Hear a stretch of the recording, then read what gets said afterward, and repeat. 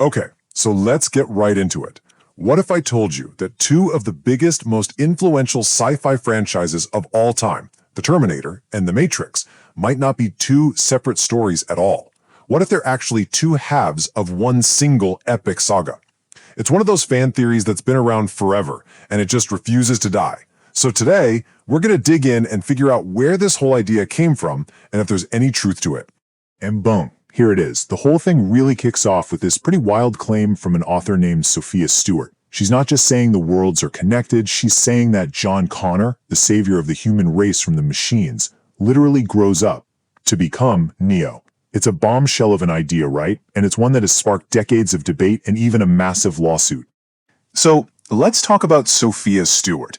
She actually calls herself the mother of the Matrix, and her story is that way back in 1981, she wrote this manuscript called The Third Eye. She says that this one book contained the entire blueprint for both franchises, and that Hollywood basically just ripped her epic in half. Now, according to Stewart, her idea was super ambitious. It wasn't just that they split her book, it's how they did it. She says The Terminator tells the story from the beginning of her book, moving forward. It's the past, the start of the war. But The Matrix, she claims, starts from the end of her book and tells the story backwards, looping back to the beginning.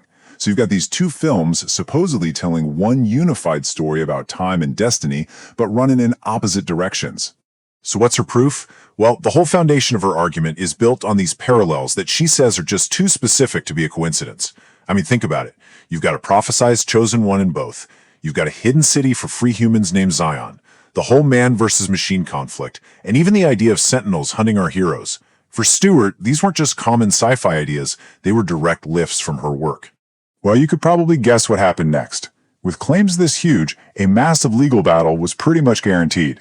And this is where the story gets really interesting, because it spawned this whole internet legend that Sophia Stewart took on the Hollywood giants and won a $1 billion settlement. But what actually happened in court is a lot more complicated than the legend would have you believe. Okay, so to really understand what went down, you gotta know there were two completely separate lawsuits. The first one, for plagiarism, was filed in 2003, but by 2005 it was dismissed. Then, almost a decade later in 2014, she did win a case, but it was a malpractice suit against her own lawyers. And knowing the difference between those two cases is the absolute key to this whole story. And here's the bottom line on that first case. The judge's ruling was pretty cut and dry. This quote says it all. The case was thrown out because Stewart and her lawyers never actually presented any evidence that showed a striking similarity between her manuscript and the movies. From the court's point of view, there was just nothing there. And this is where the whole myth comes from. This is where everyone gets it twisted. Stewart's big win in 2014 was against her legal team because they messed up, they were negligent, she got paid for their bad lawyering. It had absolutely zero to do with her claim that her work was stolen. That plagiarism case was, and still is, dismissed. So, if the court shut it down so definitively, why on earth are we still talking about this? Well, because a legal ruling can't kill a good story. Even with no legal ground to stand on, the idea of a connection just feels right to a lot of people. The legal stuff is one thing, but in the world of fan theories, this story is alive and well.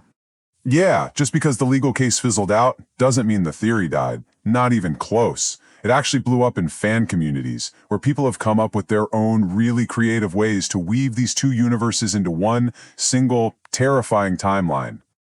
Alright, one of the most popular fan theories goes a little something like this. Step 1. Skynet wins. The war is over, John Connor loses, humanity's defeated.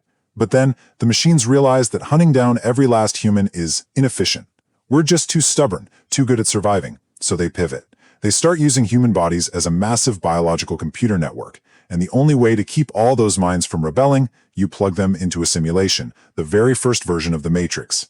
So, The Terminator isn't a prequel, it's just phase 1 of the machine's plan.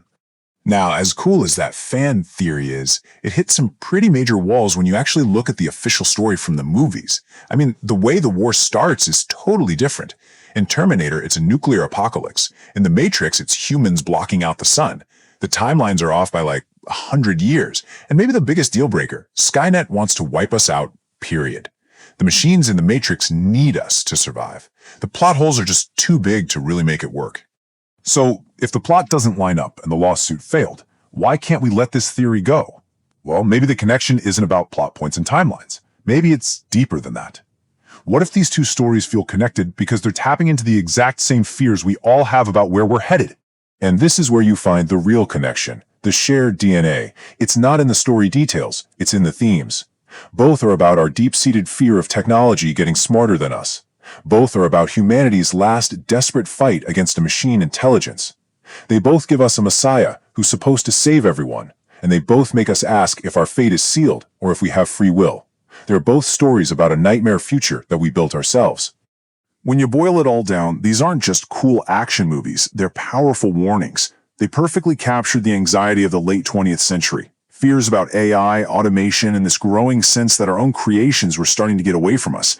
The connection feels so real because both stories were basically asking the same scary questions about our relationship with technology.